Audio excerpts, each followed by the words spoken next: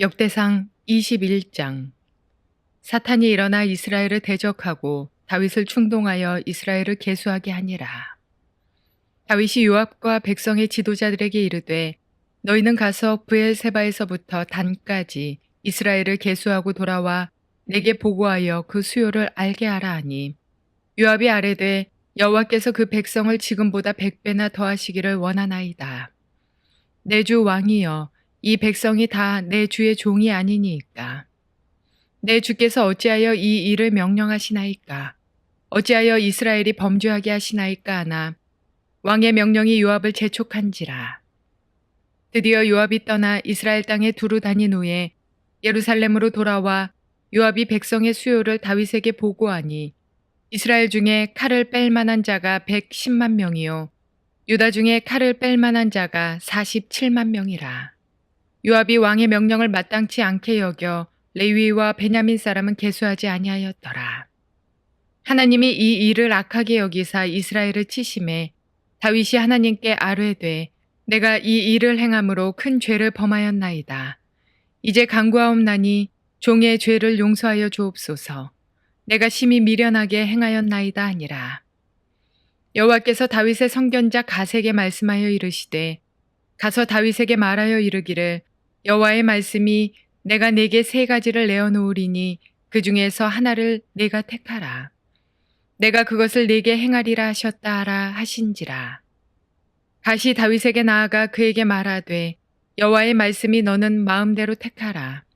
혹 3년 기근이든지 혹 네가 10달을 적군에게 패하여 적군의 칼에 쫓길 일이든지 혹 여호와의 칼 곧 전염병이 사흘 동안 이 땅에 유행하며 여호와의 천사가 이스라엘 온 지경을 멸할 일이든지라고 하셨나니 내가 무슨 말로 나를 보내신 이에게 대답할지를 결정하소서 하니, 다윗이 갓에게 이르되 내가 공경에 빠졌도다.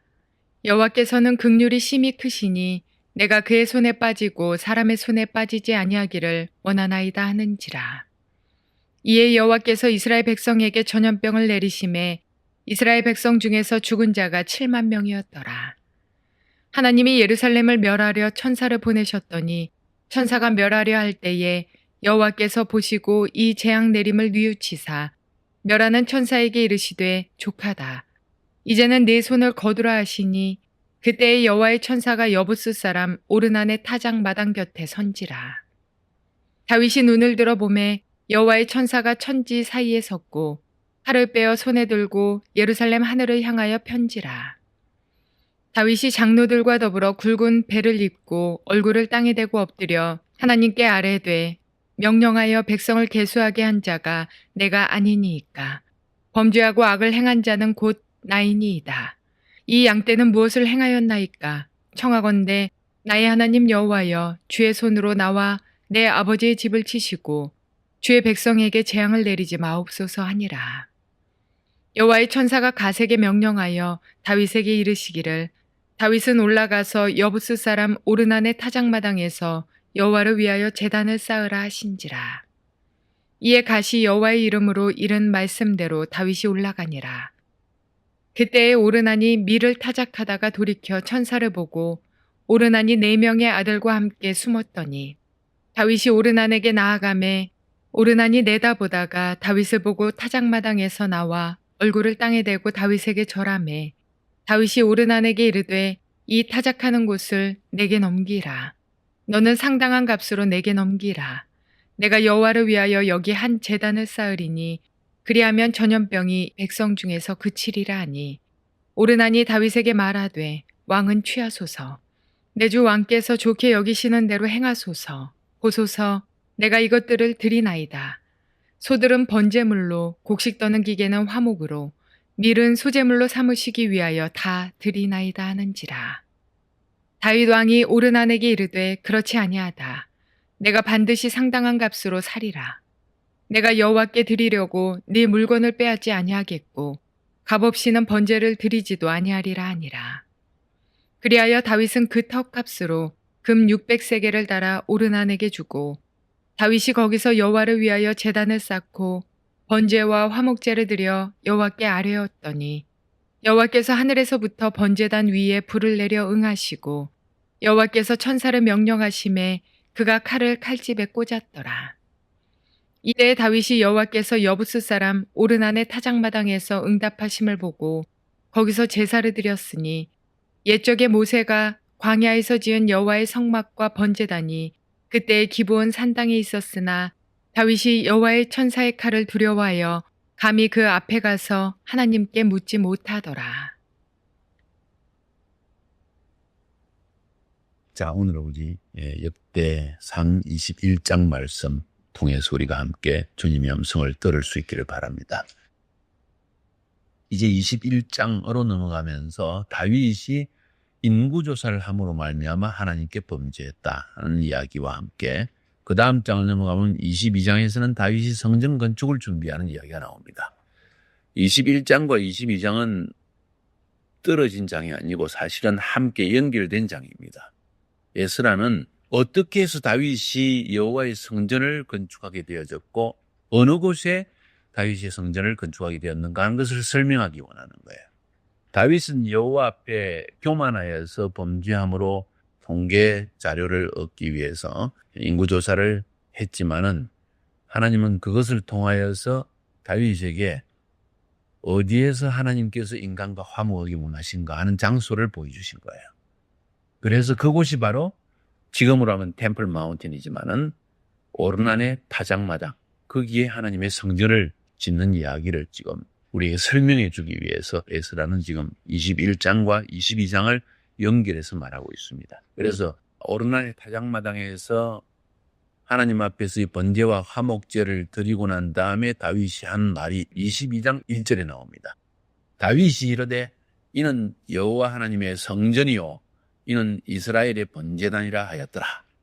오르난의 타작마당에 하나님께 제사를 드렸고 그렇게 했을 때 하나님과 화목되어짐으로 말미암아 진노가 그쳐서 재앙이 사라졌지 않습니까? 그 장소가 하나님께서 인간과 화목한 장소구나. 하나님이 우리와 함께하는 장소구나.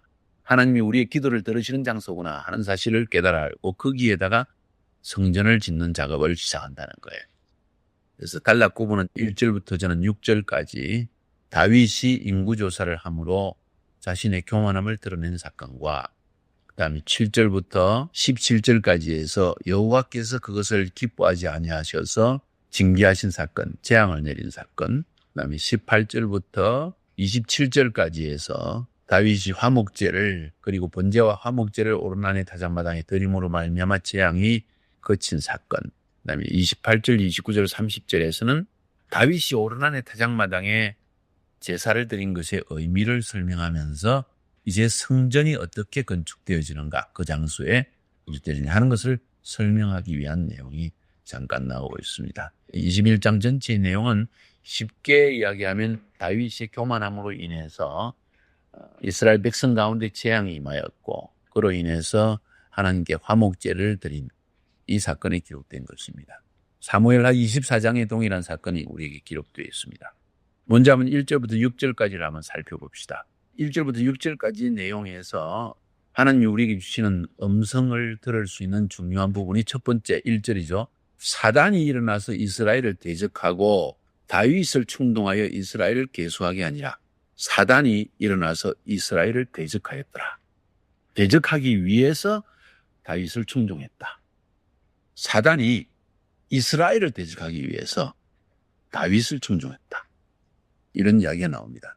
동일한 평행구절인 사무엘하 24장에서는 이것을 이렇게 이야기합니다. 여호와께서 다시 이스라엘을 향하여 진노하사 그들을 치시려고 다윗을 격동시키사 가서 이스라엘과 유다의 인구를 조사하라 하신지라.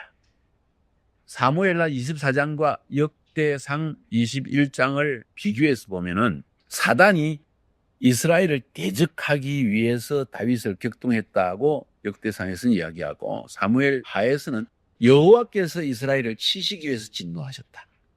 그래서 다윗을 격동시켰다. 사단을 통해서. 다른 말로 표현하면 하나님께서 계획하신 일 중에 한 가지라고 볼 수도 있습니다. 다시 이스라엘 향하여 진노하셨다는 표현이 나옵니다. 이스라엘이 여호와 앞에 범죄한 사건이 있다는 것입니다. 그것이 어떤 범죄인지 자세히 말하고 있지 않습니다. 그 앞부분의 사건을 통해서 볼 때는 다윗이 이스라엘의 왕으로서 하지 못할 일을 행한 것을 우리에게 말해주고 있거든요.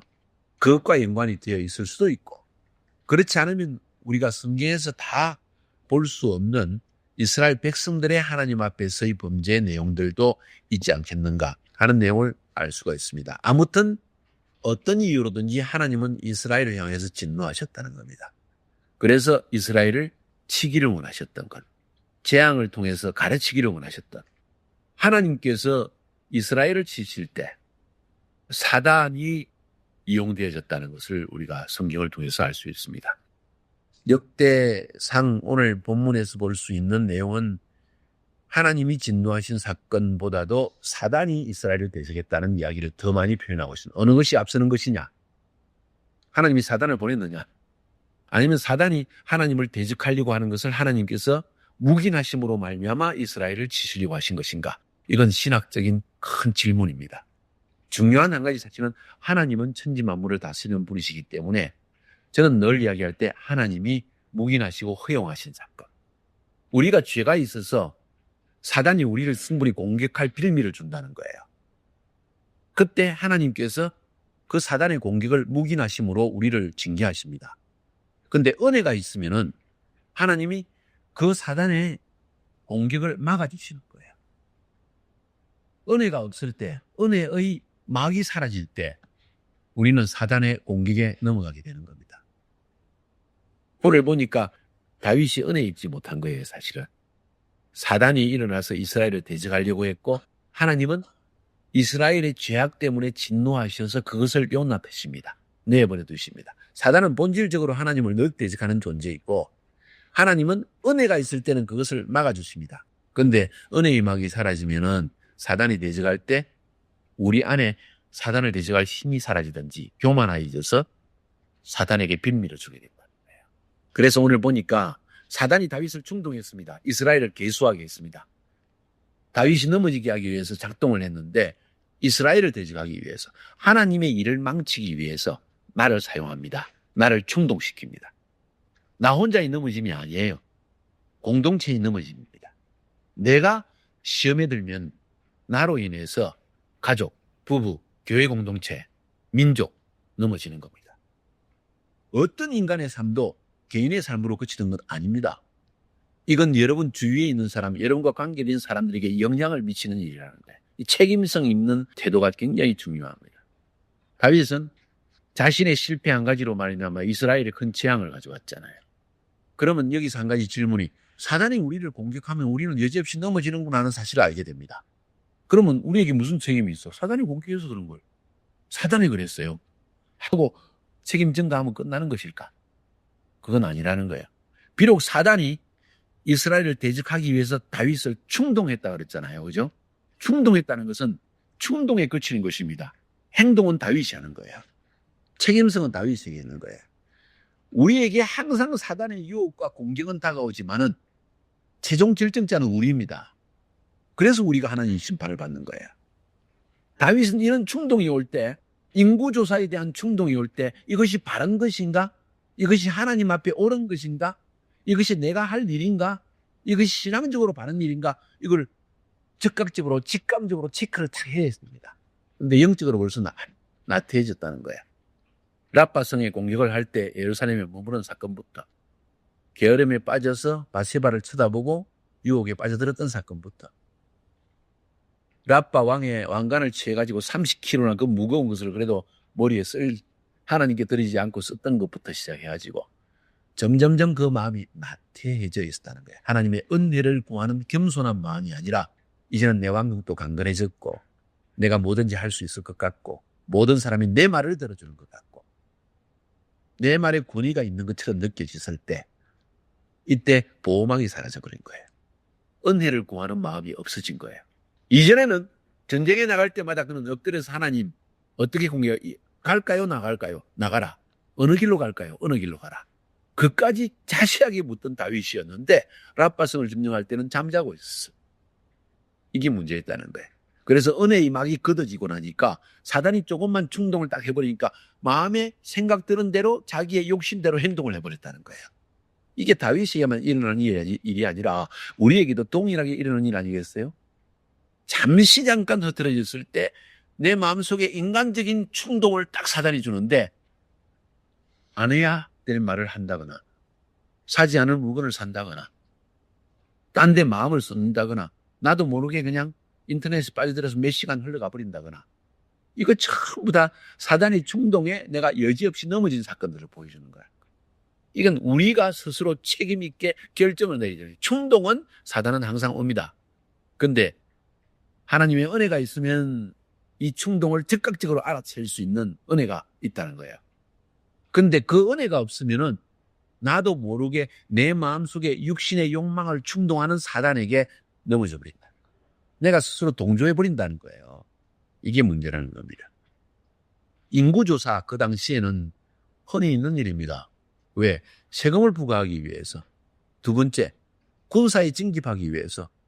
군인들을 모집하기 위해서는 반드시 대부분의 왕들이 하는 일입니다. 그러나 이스라엘의 왕들에게는 그것은 특별히 하나님께서 명한 일은 아닙니다. 인구조사는 언제 했을까?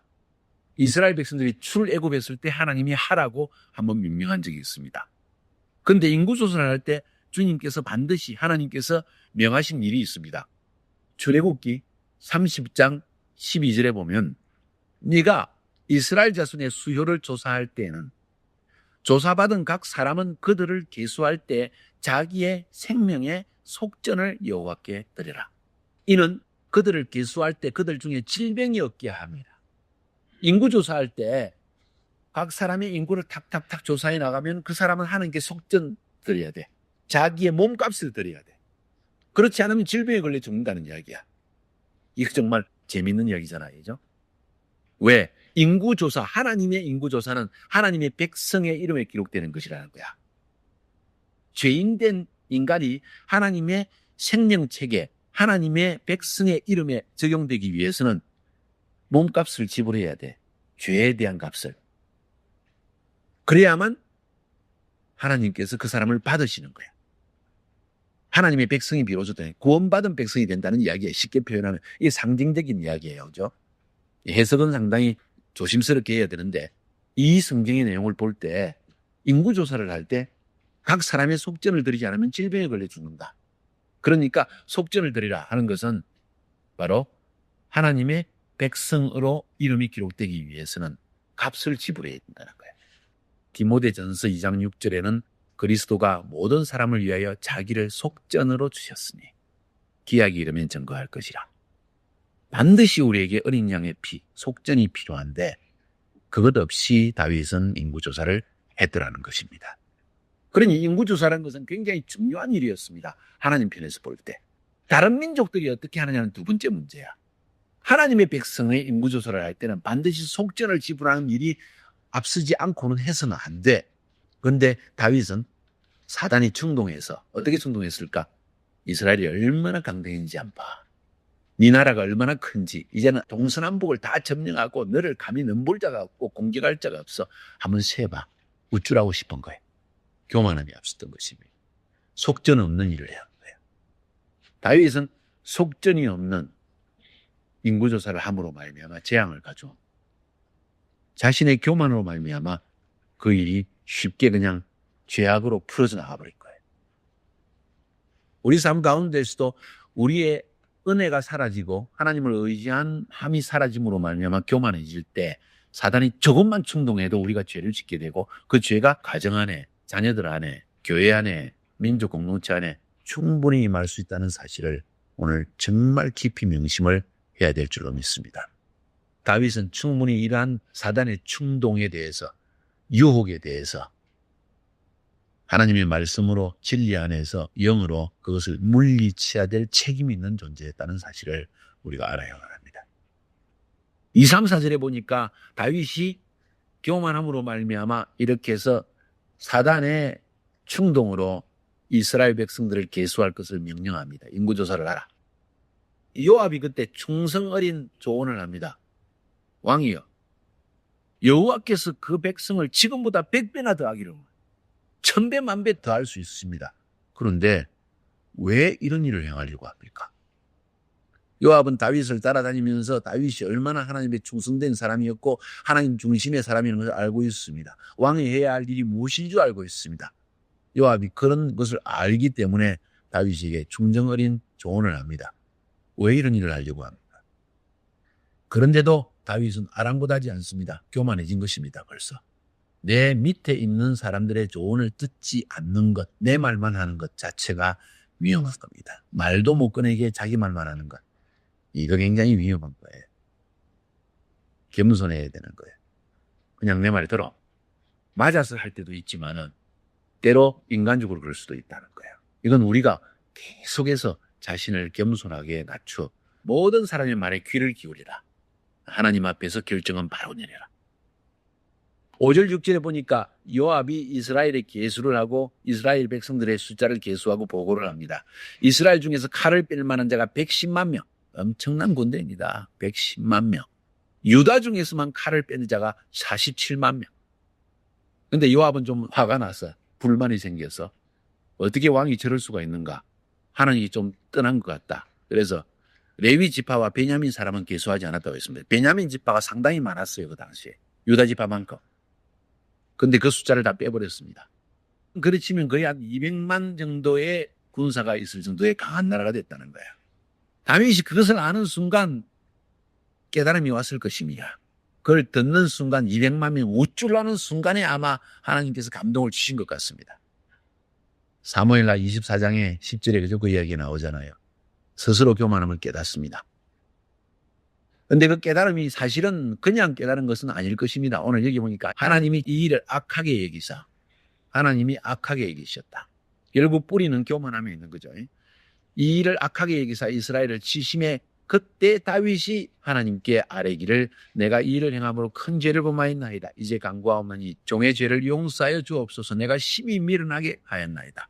다윗이 회개하였을 때 깨닫고 회개하였을 때 하나님은 갓 선지자를 보냅니다. 우리에게 깨달음이 굉장히 중요합니다. 내가 어떤 일을 행하고 난 뒤에 내가 이걸 바르고 행한다. 내가 바르게 말했나. 그리고 그 깨달음을 통해서 하나님 앞에 나아가는 태도가 엄청 중요합니다. 그래도 이만한 은혜가 지금 다윗에게 있는 거예요. 깨달을 수 있는 은혜, 깨닫고 하나님 앞에 겸손하게 나갈 수 있는 은혜. 이 은혜가 사라지면 사울처럼 망하는 겁니다. 가룟 유다처럼 망하는 겁니다. 큰 차이 없습니다. 은혜의 차이입니다. 다윗에게 깨달음이 임했습니다. 교만한 사람 같으면은 하나님이 치시는데도 하나님이 치신 줄 모를 수 있습니다. 이게 문제예요. 다윗은 하나님이 치실 때 질병을 통해서든지 사업을 통해서든지 관계의 깨짐이든지 내 마음의 불편함이든지 뭔가 하나님이 치시는 것이 느껴질 때 다윗은 깨달았다는 사실이에요. 교만한 사람은 하나님이 치실 때 다른 사람을 더 핑계를 댑니다.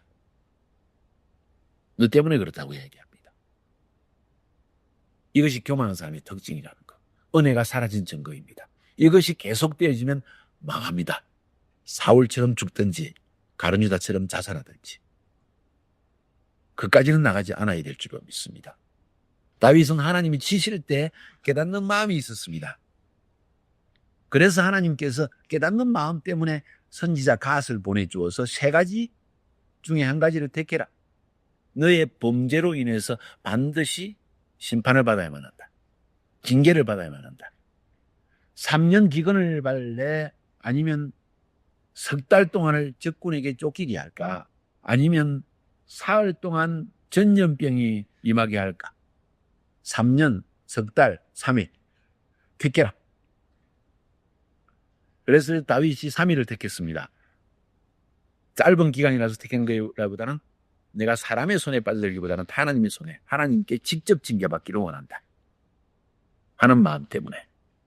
그래서 하나님께서 이스라엘 백성에게 전염병을 내리니까 백성 중에 7만 명이 죽었다고 했습니다. 그 다음에 이제 하나님께서 계속적으로 재앙을 내리려다가 후회하신다는 이야기가 나옵니다. 하나님이 예루살렘을 멸하려 천사를 보내셨더니 천사가 멸하려 할 때 하나님께서 보시고 이 재앙 내리심을 뉘우치사 멸하는 천사에게 이르시되 족하다. 이제는 네 손을 거두라 하시니 그때 여호와의 천사가 여보스 사람 오르난의 타작마당 곁에 선지라.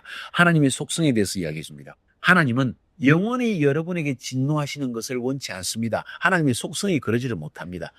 아무리 큰 범죄 가운데 빠졌을지라도 여러분이 일어날 수 있는 진리의 한 가지 사실은 뭔가 하니 하나님은 영원히 여러분을 진노하지 않으십니다. 아무리 큰 죄 가운데 빠져서 돌아온 탕자처럼 멀리 갈지라도 하나님이 영원히 여러분이 진노하지는 않습니다. 돌아오기를 원하십니다. 그런데 회개가 있어야 합니다. 회개하기를 기다리고 있습니다. 우리 자신의 회개할 때 하나님은 은혜를 부어주셔서 재앙을 거두어 드리십니다. 하나님은 절대로 끝없이 진노하는 분은 아니십니다. 그런데 이 사실이 너무 단순하지만 굉장히 중요한 말입니다. 많은 사람들이 자신에 대한 아주 낮은 자존감과 하나님이 나를 진노해서 나를 버리셨다, 나를 사랑하지 않으신다, 내 기도를 듣지 않으신다는 이런 비성경적, 비진리적인 생각에 사로잡힌 사람이 상상외로운 자이 많다는 것 아시나요? 하나님은 절대로 여러분을 버리지 않습니다. 회개만 하면 받아주십니다. 죄를 계속 짓는 거야, 어떤 사람은. 안 버리시니까. 그래서 그 다음 말이 나오는 거예요. 회개할 때 반드시 받아주신다. 회개하라는 겁니다. 겸손하면 하나님이 받아주신다. 하나님께 돌아와라. 이 하나님의 속성이에요. 진노하다가도 하나님은 뉘우치십니다. 오늘 본문에는. 절대로 영원히 진노하는 걸 원치 않으십니다. 그래서 다윗이 회개하는 모습을 보고 재앙을 가져오는 천사가 칼을 들고 예루살렘을 치려고 합니다. 다윗의 도성은 하나님의 통치의 중심을 쳐버리려고 하는 거예요. 얼마나 진노하셨으면. 이 지도자는 굉장히 중요한 위치에 있는 사람입니다. 지도자의 범죄는 온 가족, 온 교회 공동체, 온 민족에게 큰 영향을 미칩니다. 여기서 제일 중요한 것은 우리의 회개의 마음이라고 저는 생각합니다. 죄를 짓지 않는 사람은 없습니다, 여러분. 허물이 없는 사람은 없습니다. 얼마나 중심으로 하나님 앞에 이것을 깨닫고 회개하느냐에 달려있다고 저는 그렇게 생각합니다. 다윗이 눈을 들어 보니까 여호와의 천사가 하늘과 땅 사이에 섰고 칼을 빼어 손에 들고 예루살렘 하늘을 향하여 펴서 있는 모습을 딱 봅니다. 다윗이 깜짝 놀라서 주님 앞에 엎드려 이제 회개를 넘어서서 백성을 위한 중보까지 들어갑니다. 나로 인해서 이러한 재앙이 닥쳤구나. 자신의 회개와 함께 백성을 위한 중보로 들어갑니다. 하나님께 말씀드립니다. 주님, 내 죄 때문에 왜 백성이 고난을 당해야 됩니까? 참 다윗의 이 마음이 중요한 거예요. 지도자의 마음, 백성을 위하는 마음. 하나님께서 다윗을 끝없이 사랑하신 이유, 첫 번째는 하나님을 지극히 사랑하시고 하나님 앞에서 회개할 수 있는 사람이라는 것. 하나님 앞에 사는 사람이에요. 두 번째, 백성을 위하는 마음이라는 것. 백성을 위해서 공과 의를 행하였더라. 미시파트와 헤세드, 미시파트와 체다카. 하나님을 향한 마음과 백성을 향한 마음. 이 두 가지가 다윗을 다윗에게 통치의 대리자가 되게 한 거예요. 하나님 대신 이스라엘을 통치할 수 있는 사람을 만드는 거예요. 자, 이 모습이 여기도 나타납니다. 다윗이 엎드려서 백성을 위해 중보합니다. 왜 나를 인해서 백성을 치십니까? 나와 내 집을 치세요. 내가 달게 받겠습니다. 이건 내가 행한 일이기 때문에 내가 받겠습니다 하는 이 마음, 의로운 마음입니다. 바른 마음입니다. 이 마음을 지니는 것 굉장히 중요합니다. 죄를 지어놓고도 그럴 수 있지 뭐 뻔뻔스러운 사람도 있습니다. 나 하나님께 회개했어. 그런 뻔뻔 사람도 있습니다. 하나님께 회개했지만 백성들 앞에서는 여전히 아픔이 임하였고 재앙이 임하였고 교회는 갈라졌고 했다면 그건 내 책임이잖아. 그죠? 회개하는 마음이 있어야 되잖아요. 그것이 없는 사람이 종종 있다는 거예요. 다윗의 이 회개하는 마음, 또 백성을 위해 중보하는 마음을 하나님이 굉장히 기뻐하시고 갓에게 명령하여서 다윗에게 말해라. 가서 여부스 사람 오르난의 타작마당에서 여호와를 위해서 제단을 쌓으라고 해라. 그때 오르난이 미리 타작하고 돌아오다가 아들 4명과 함께 보니까 자기 타작마당에 천사가 서 있는 모습으로 놀래가 숨어버립니다. 그때 다윗이 나타납니다. 다윗이 오르난에게 타작마당을 나에게 팔아라. 내가 값을 치고 내가 돈을 줘서 내가 이 땅을 사겠다. 여기 제단을 쌓아야 되겠다. 여호와께서 명령했기 때문에 제단을 쌓아야만 전염병이 백성 중에서 그친다고 말씀하신다. 이게 오르나니 뭐라고 말합니까? 무슨 말씀입니까? 왕께서 필요하시고 더욱이 하나님께 제단을 쌓으려고 하는데 그냥 공짜로 가지십시오. 타작마당만 가질 것이 아니라 소는 번제물로 드리고 곡식들은 지게는 화목제로 드리고 밀은 소제물로 드리고 하나님께 드린다면 내 모든 것 다 드리겠습니다 하는 아름다운 마음을 이야기합니다. 그런데도 다윗은 아니다. 내가 값을 치르리라. 이게 공의로운 마음입니다.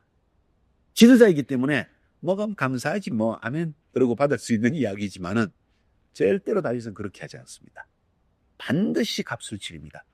공의롭고 바른 사람이다. 다윗의 이 마음을 우리가 여기서도 볼 수가 있다고 생각합니다. 자, 이렇게 해서 다윗이 그것을 돈 주고 사서 큰 돈을 치렀습니다. 금 600세겔이니까 엄청나게 큰 돈입니다. 그리고 오르나니 사서 거기에다가 번제와 화목제를 하나님께 드렸습니다.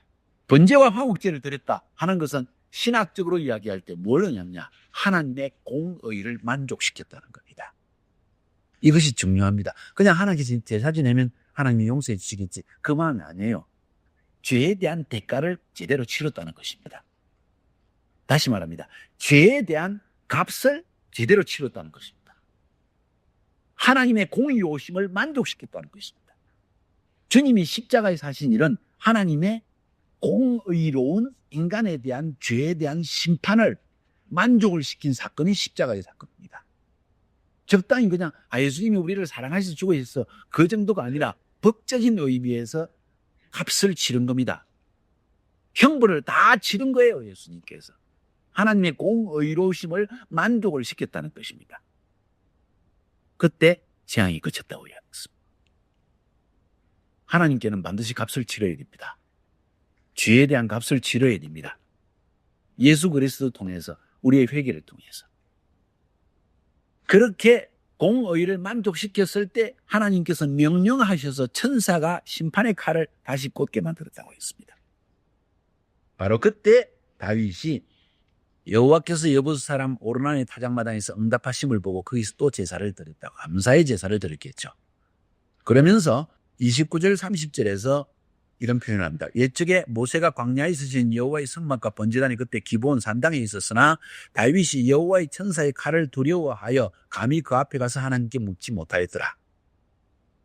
번제단과 여호와의 성막은 산당에 있었고 오르나니 타작마당에다가 다윗은 하나님께 제사를 드렸고 나중에 22장 1절로 넘어가 보면은 다윗이 이르되 이는 여호와 하나님의 성전이요 이는 이스라엘의 번제하니라. 바로 이곳에 오르나니 타작마당 위에다가 다윗이 성전을 짓는 그 이야기를 지금 우리에게 들려줍니다.